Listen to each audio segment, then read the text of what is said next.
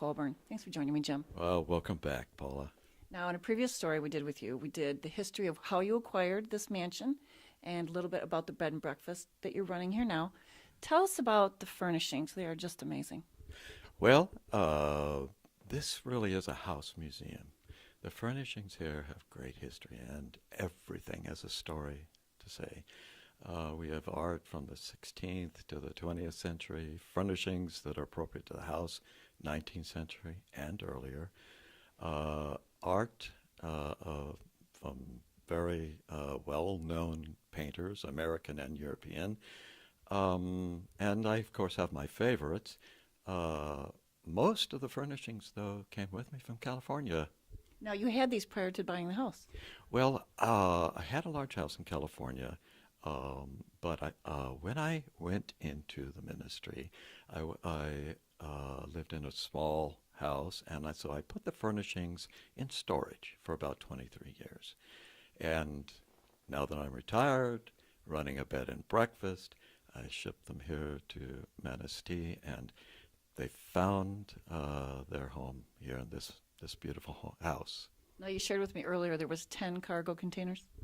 Yes, we ship 10 cargo containers here, and each piece in the house just called out its place here, and I didn't have to do too much thinking about it. Everything fit perfectly. I bet it was fun to open them back up after 20-some years. Well, it's kind of like Christmas, because after 20-some-odd years, you forget what you have.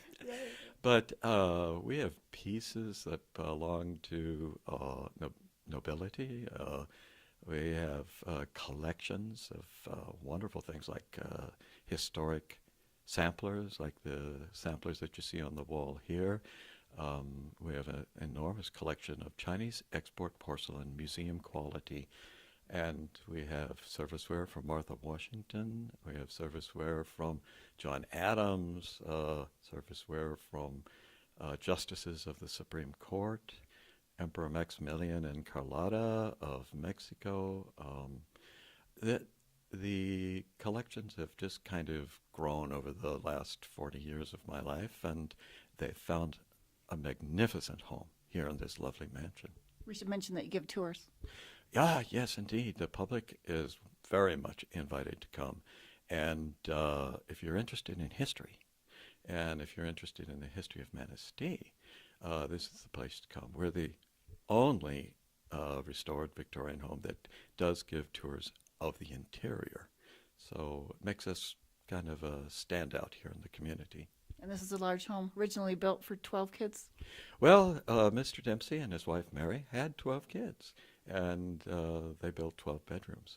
And so that makes it perfect for a bed and breakfast, as you might imagine. Yeah. Well, I was just going to say that this house is the largest still standing lumber baron mansion left in the city of Manistee, and it's architecturally unique. It's magnificent. People should really come take advantage of it. Well, I hope they do. We love meeting our guests. People come here as strangers. When they go home, they're friends. And they've learned a lot. Yeah, well, we hope so. We hope so. This is like stepping back in time. This is a storybook home. Yeah. Thanks for joining me, Jim. Oh, it's always a pleasure. Come back. Paula Jasper, MiNEWS 26 in Manistee.